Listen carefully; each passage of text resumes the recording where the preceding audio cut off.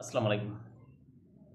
আজকে আমরা যে বিষয়টা আলোচনা করব এই যে বাংলাদেশের যে নির্বাচন ঘোষিত হয়েছে আগামী ফেব্রুয়ারি মাসের ১২ তারিখে যে নির্বাচন হওয়ার কথা, এই নির্বাচনের বিষয়ে বিশেষজ্ঞ মহল বা যারা এই যে বিভিন্ন বিশ্লেষক আছেন বা নিরাপত্তা বিশ্লেষক, তারা যেটা বলেছেন যে নিরাপত্তার শঙ্কা রয়েছে ইত্যাদি ইত্যাদি।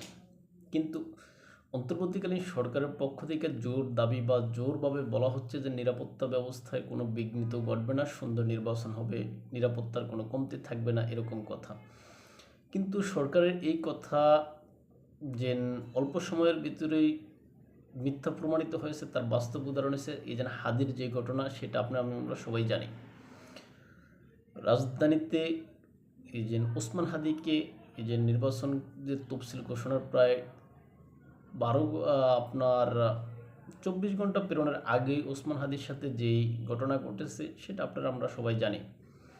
এখন নিজেদের জীবন হুমকি মনে করে নারায়ণগঞ্জের 5 আসনের যিনি বিএনপি সমর্থিত প্রার্থী, এই যে বিএনপি জনাব মাসুদুজ্জামান, এই মাসুদুজ্জামান কিন্তু নির্বাচন করবেন না, তিনি নির্বাচন থেকে টাটা বাই বাই করে চলে গেছেন।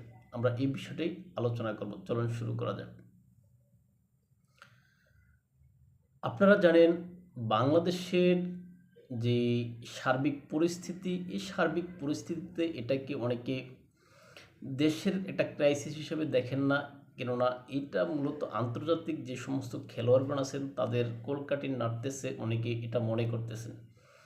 এখন হয়তো কেউ এটার সাথে সমর্থন করেন বা কেউ এই কথাটা সমর্থন করেন, কেউ আবার সমর্থন নাও করতে পারেন, এরকম আছেন।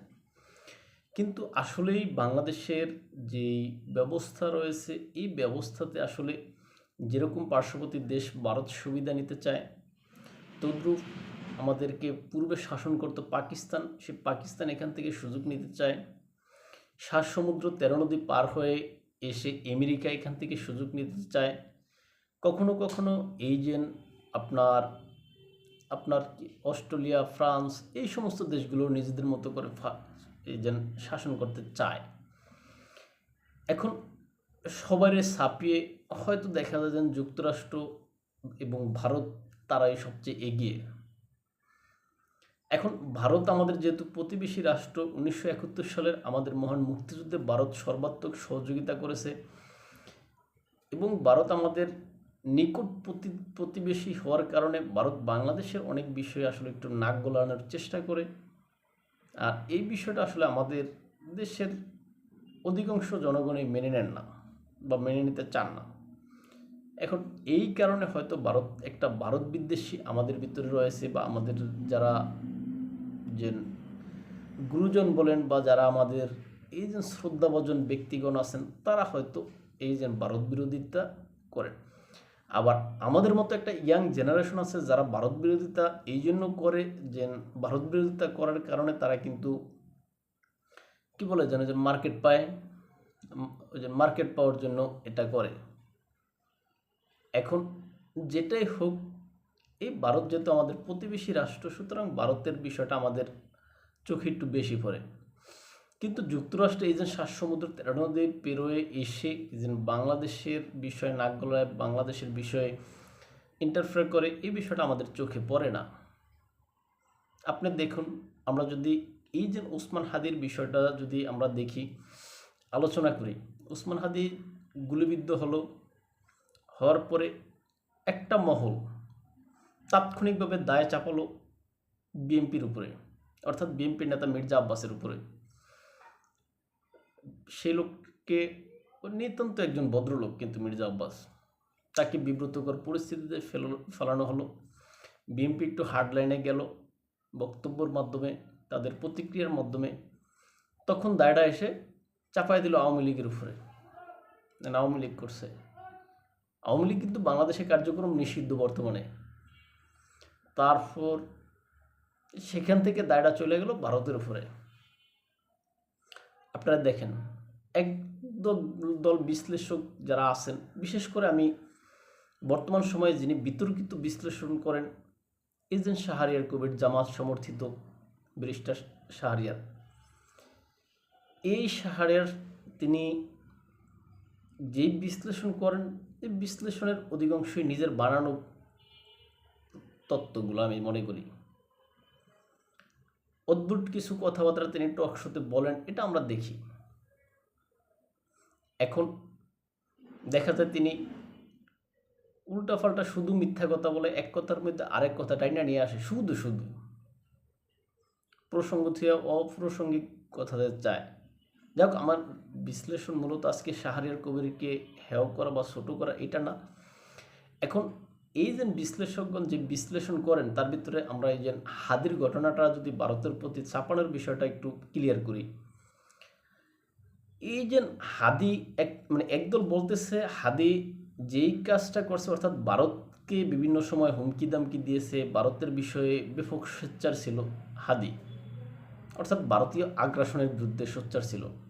এই জন্য ভারত নাকি হাদিকে বলে, শাহরিয়ার ব্যারিস্টার শাহরিয়ার কথা অনুযায়ী এই জন্য হাদিকে তারা গুলি করছে, ভারত এই কাজ করাইছে।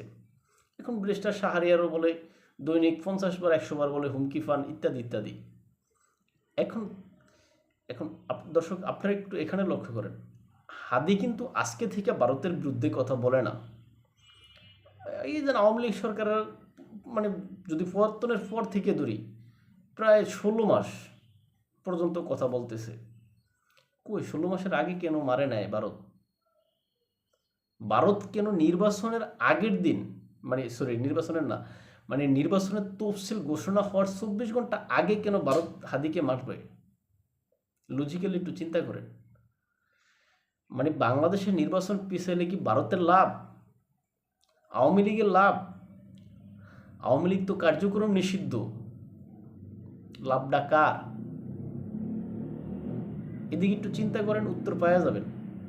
হাদির কিছু হইলে এই সিম্পিতি দ্বারা লাভ কার? সেখানকার স্বতন্ত্র প্রার্থী কে আছে আর, বা দলীয় প্রার্থী কে আছে? মির্জা আব্বাস নিতান্তই ভালো লোক, তার সাবজেক্টটা বাদ রাখতে হবে। কেননা সেই এই হাদিহুদি মারণের থেকে বা তাদেরকে সরানো থেকে মির্জা আব্বাস এমনি সেখানে জিতবে, এটা আমরা শুরু থেকে বলতেছি।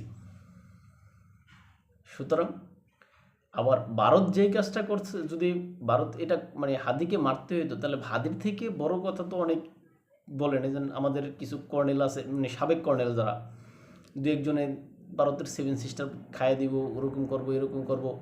আবার গতকালকে দেখলাম কেউ আঙ্গুল উস্কায়া আঙ্গুল নাড়ায়া নাড়ায়া বক্তব্য দেয় যে কি আপনার ভারতের 7 সিস্টার খাইয়ে দিব, বিচ্ছিন্নতাবাদীদেরকে তাদেরকে বাংলাদেশে শেল্টার দিয়া তারপর ভারতের 7 সিস্টার ভাঙবো।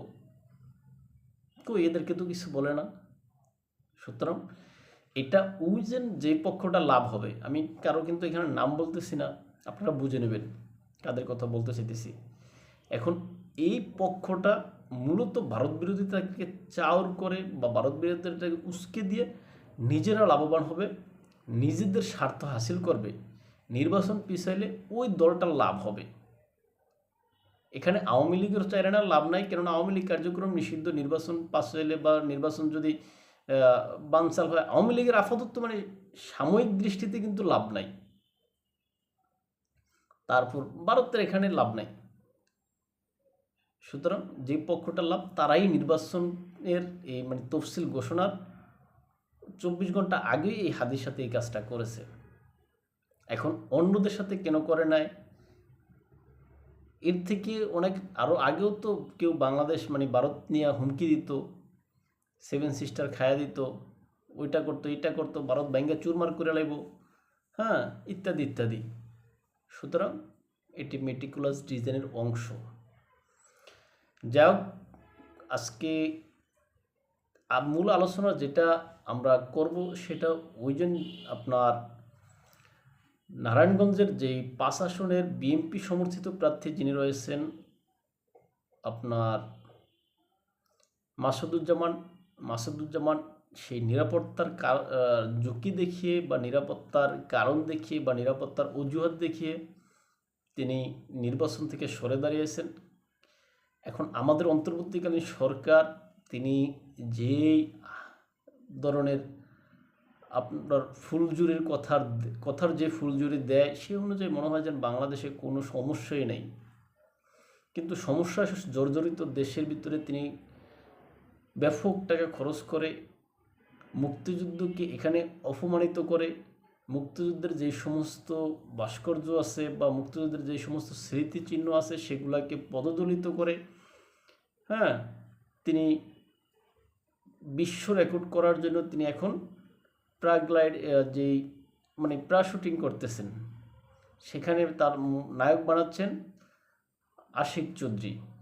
এখন এখানে মুক্তিযুদ্ধকে যেভাবে ম্লান করা হচ্ছে, মুক্তিযোদ্ধাদের কবরে আগুন দেওয়া হচ্ছে, মুক্তিযুদ্ধের এমনকি স্বাধীনতা দিবসকে মুছে ফেলার জন্য এক একটা পক্ষ চেষ্টা করতেছে, সেটার বিরুদ্ধে কোনো ব্যবস্থা না নিয়ে আমাদের মহান স্যার, মহান বিশ্ব খেলোয়াড় ডক্টর মোহাম্মদ ইউনূস, তিনি এই যে আমাদের বিজয় দিবসে তিনি কথার ফুলঝুরি যেটা দিয়ে জাতিকে সন্তুষ্ট করতে চাইছেন, আসলে জাতি ওইটাতে সন্তুষ্ট হয়নি, বরং আরও বিভক্ত হয়েছে বলে আমি মনে করি।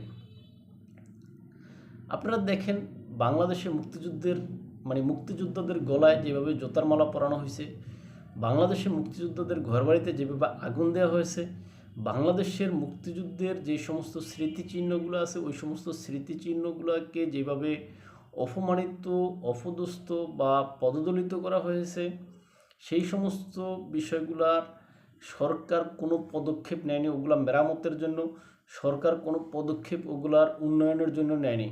সরকার কোনো পদক্ষেপ ওই যে মুক্তিযুদ্ধের যে স্মৃতিচিহ্ন আছে ওগুলা রক্ষার জন্য কোনো পদক্ষেপ নেয়নি।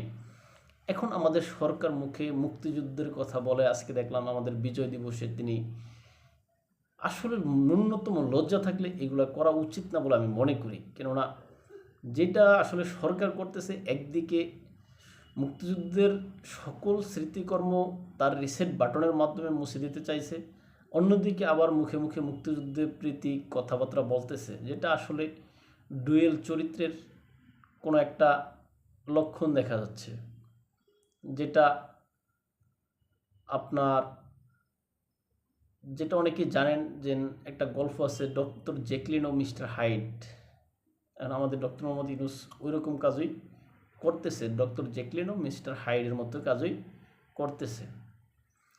যাই হোক, এখন তিনি কতটা সফল হবেন সেটা হয়তো মানুষের দেখবে, কিন্তু মূল যে আলোচনাটা, এই যে বিএনপির প্রার্থী যিনি নিরাপত্তার অজুহাত দেখিয়ে তিনি এই যে জাতীয় নির্বাচন করবেন না বলে সরে গেছেন, এটা আসলে সরকারের চোখে আঙ্গুল দিয়ে দেখিয়ে দিচ্ছে যে দেশের নিরাপত্তা ব্যবস্থা ভালো না। সরকারকে চোখে আঙ্গুল দিয়ে দেখিয়ে দিচ্ছে যে এই যে 5ই আগস্টের পরবর্তীতে যে সমস্ত অস্ত্রগুলো লুট হয়েছে ওই সমস্ত অস্ত্রগুলোর কারণে দেশ অস্থিতিশীল হচ্ছে। এই যে উপদেষ্টা মাহফুজ আলম যে বক্তব্য, সাবেক উপদেষ্টা মাহফুজ আলম যে বক্তব্য দিয়েছিলেন, সেখানে তারা আর সহ্য করবেন না, তারা প্রয়োজনে লাশ নেবেন ইত্যাদি ইত্যাদি কথাবার্তা। সুতরাং এটার বিষয়ে সরকারের কোনো প্রতিক্রিয়া নেই, কিন্তু এই কথা যদি কোনো সুশীল সমাজ বা কোনো সাধারণ ব্যক্তি বা কোনো গণমাধ্যম ব্যক্তিত্ব কেউ যদি বলতো, তখন সরকারের তাকে গ্রেপ্তার করে নিয়ে যেত, এটা 100%। কেননা আপনারা জানেন যে বিশিষ্ট সাংবাদিক আনিস আলমগীর, তাকে নাকি সন্ত্রাস বিরোধী আইনে মামলা দেওয়া হয়েছে, তাকে 5 দিনের রিমান্ড মঞ্জুর করছে। অভিনেত্রী মেহেরাপুর শাওন, তার বিরুদ্ধে সন্ত্রাস বিরোধী আইনে মামলা দিছে। মেহেরাপুর শাওন কি সন্ত্রাসী কার্যক্রম করতে গেছে? আনিস আলমগীর কি সন্ত্রাসী কার্যক্রম করতে গেছে? আনিস আলমগীর কি আওয়ামী লীগের লোক?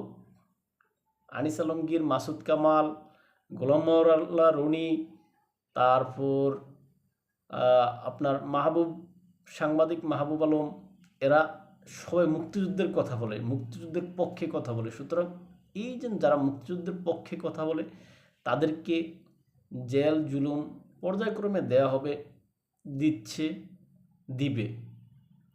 কিন্তু আমাদের মহান ইউনূস স্যার, তিনি এই যে মুক্তিযুদ্ধের যেই বাণী আমাদেরকে শোনালেন, অথচ তিনি মুক্তিযুদ্ধের যেই অপমান, মুক্তিযুদ্ধের যেই অবমাননা, এই সমস্ত বিষয়ে তার কোনো পদক্ষেপ নাই।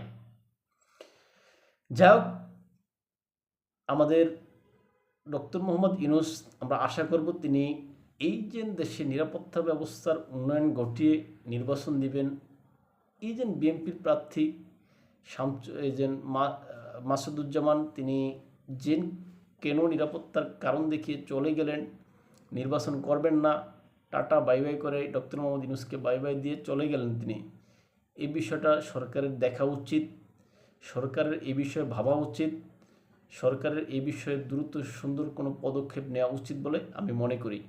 অন্যথায় সারা বাংলাদেশের অন্যান্য আরও বিভিন্ন প্রার্থীরা দেখা যাবে যে সরে চলে যাবে নিরাপত্তার কারণ দেখিয়ে। এই যে বিএনপি নেতা এই যে আপনার যে নিরাপত্তার কারণের কথা তিনি সরাসরি মানে সব বিষয়গুলো উল্লেখ করেননি, কিন্তু তিনি বলছেন যে নিরাপত্তা কারণ বা তাকে বা তার পরিবারকে হুমকি দেওয়া হচ্ছে, এই জন্য তিনি সরে যাচ্ছেন। সরকার বাহাদুরকে এই বিষয়ে মাথায় রেখেই নির্বাচন পরিচালনা করতে হবে বলে আমি মনে করি। তাই ভালো থাকবেন সবাই, দেখাবো অন্য কোনো ভিডিওতে অন্য কোনো বিষয়ে। আর আমাদেরকে যদি আপনারা ফলো করতে চান ইউটিউব এবং ফেসবুকে স্বপ্নচারীর কথা, আমি ইনস্টাগ্রাম ও টিকটকে এনে তো আমি দেখতে পারেন। আল্লাহ হাফিজ।